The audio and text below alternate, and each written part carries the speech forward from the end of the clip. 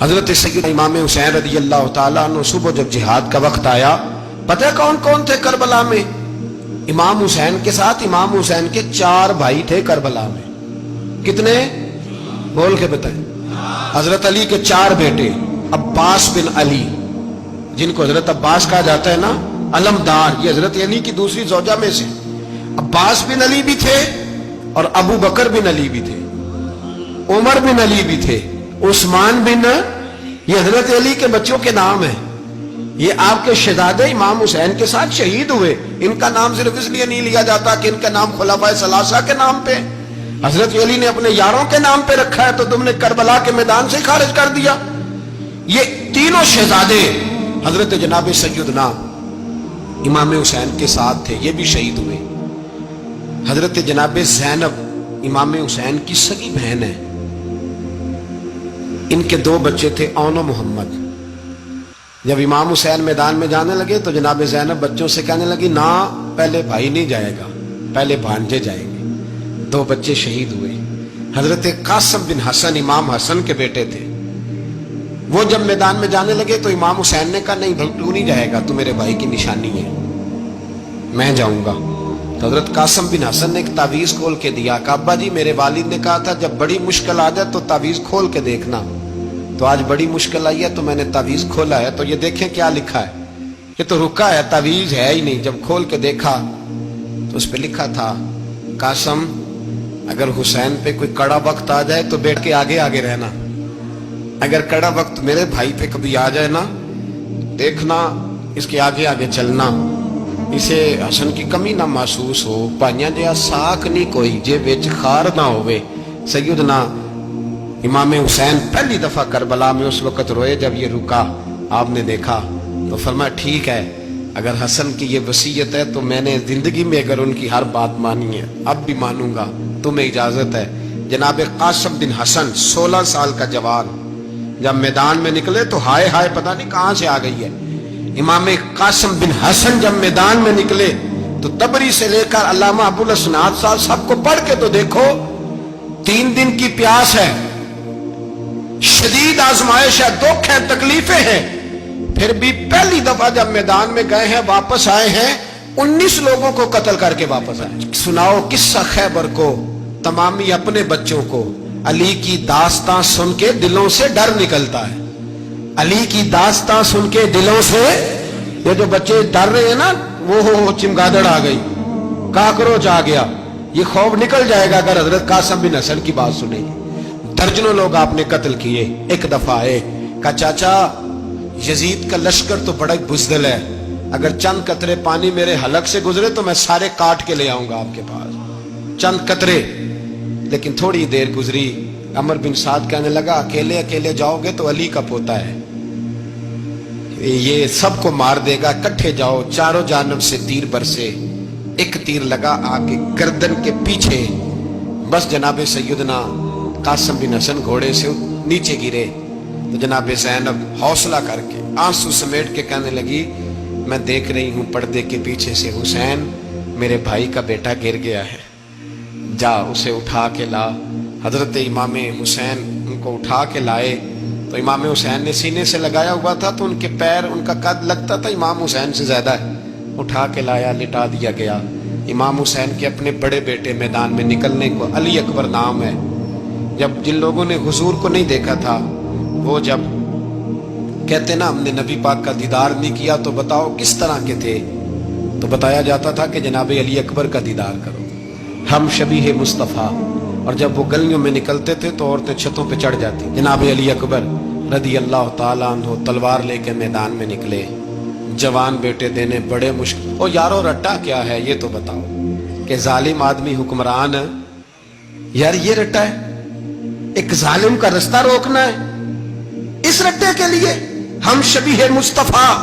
جناب سیدنا امام علی اکبر میدان میں نکلے، بڑے لوگ مارے، بڑے، پھر ایک تیر ان کے بھی گلے میں لگا، اور جب وہ گرے نا زمین پہ تو حضرت امام حسین دوڑ کے آئے، دوڑ کے، اور جب تشریف لائے تو ان کے گلے سے تیر کھینچا تو ایک جملہ لکھا ہے صاحب تبری نے، اس نے حد کر دی، کہنے لگے تیر کھینچا تو امام حسین کی آنکھوں میں آنسو آئے، کہنے لگے کاش جناب ابراہیم آج میرے سامنے ہوتے تو میں انہیں کہتا کہ آپ نے تو بیٹا ذبح کرتے وقت آنکھوں پہ پٹی باندھی تھی، دیکھو میں کھلی آنکھوں سے بچے ذبح کر رہا ہوں، کھلی آنکھوں۔ کاش جناب ابراہیم خلیل ہوتے تو انہیں کہتا۔ جناب علی اکبر بھی شہید ہوئے۔ حضرت علی اصغر کو تو اچانک اٹھایا تھا امام حسین، باہر نکلے تو گردن پہ تیر لگا تو 6 مہینے کا بچہ وہ بھی شہید ہوا۔ خون اچھالا آسمان کی طرف تو کہا مولا دیکھ لے، میں نے 6 مہینے والا بھی نہیں بچایا، وہ بھی دے دیا ہے۔ پھر حضرت عباس کو بیٹیوں نے کہا کہ اب نہ، کچھ کہتے ہیں پہلے شہید ہوئے، کچھ نے لکھا بعد میں، اب ہم سے پانی کے بغیر نہیں رہا جاتا۔ تو جناب عباس پانی کا مشکیزہ لے کے نکلے باہر، ایک ہاتھ کٹا، دوسرے پہ مشکیزہ وہ بھی کٹا، پھر پانی تو بھر لیا تھا لا نہ سکے، پھر گردن کٹی تو شہید ہوئے۔ بچوں کی بھی شہادت ہوئی، پر جب ان کا لاشا اٹھایا تو امام حسین کہنے لگے مولا اب نہ حسین کی کمر کمزور ہو گئی ہے، اب کمزور ہو، اور بھائی ایک میت ہو جائے تو 4-5 دن تو پوری آنکھیں نہیں کھلتی، کیسا جری خاندان ہے۔ تھوڑی دیر گزری تو امام علی مقام نے پٹکا باندھا، سر پہ دستار باندھی، مولا علی کی تلوار پکڑی، نبی پاک کا امامہ باندھا اور گھوڑے پہ سوار ہوئے تو کہنے لگے زینب گھر تیرے حوالے اور میں اللہ کے حوالے، گھر تیرے حوالے اور میں، اور پھر امام حسین نکلے، امام علی مقام نکلے۔ راوی کہتے ہیں کہ یہ جلوہ پہلے بھی بڑے سونے تھے، پر آج جو رنگ دیکھا وہ کبھی نہیں دیکھا۔ کیا انداز تھا، جدھر جاتے نعرہ لگاتے تو حد ہو جاتے۔ اتنے لوگ امام حسین نے کاٹے، اتنے کاٹے، پھر واپس پلٹ کے آئے اور کہنے لگے زینب ذرا پردے کے پیچھے سے دیکھ تو صحیح میری بہن، ان بزدلوں کو جرت ہی نہیں ہو رہی حسین کے مقابلے میں آنے، ایک دوسرے کو دھکا دیتے، تو جا تو جا، پھر اکٹھے وار ہوئے۔ یہ کون ہے کٹا ہوا، لباس ہے پھٹا ہوا، یہ بال یقین حسین ہے، نبی کا نور عین ہے۔ پھر چاروں جانب سے تیر برسے تو امام علی مقام چونکہ نماز کا وقت ہو گیا تھا، اترے گھوڑے سے، خون بہ رہا تھا، گرم ترین ریت سے تیمم کیا، سر سجدے میں رکھا، اور جب شمر آپ کی گردن کاٹنے لگا تو کہنے لگے ٹھہر جا ذرا رب سے ایک بات کر لینے دے، اور پھر بولے امام حسین، کہنے لگے مالک تو اب بتا کہ حسین سے راضی ہے کہ ناراض ہے، تو بتا۔ تو پھر ایک آواز آئی، یا ایتھا النفس مطمئنہ ارجعی الی ربک راضیۃ مرضیہ، فرمایا نفس مطمئنہ واپس آ جا، تو اللہ سے راضی ہے، اللہ تجھ سے راضی۔ امام حسین وہاں شہید ہو گئے۔ اب یہ قافلہ امام حسین کا سر کاٹ، ذرا دیکھنا غور کرنا، سر کاٹ کے نیزے پہ رکھا ہے، جسم کربلا میں پڑا ہے، عورتوں کو گھوڑوں پہ بٹھا کے لے جایا گیا یزید کے دربار میں۔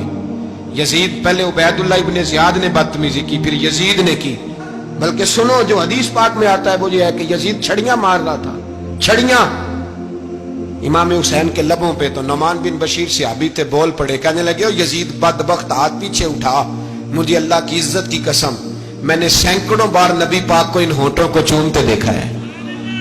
حضرت جناب زینب عورتوں کے مجمع میں پیچھے ہو کے بیٹھی ہیں۔ یزید کے پاس جب پہنچا لشکر تو یزید کہنے لگا دیکھو اللہ نے مجھے عزت دی اور میرے مخالفوں کا کیا حال ہوا۔ تو بی بی زینب بول پڑی، اتنے صدمے سہے پر آواز توانا ہے، جاندار ہے۔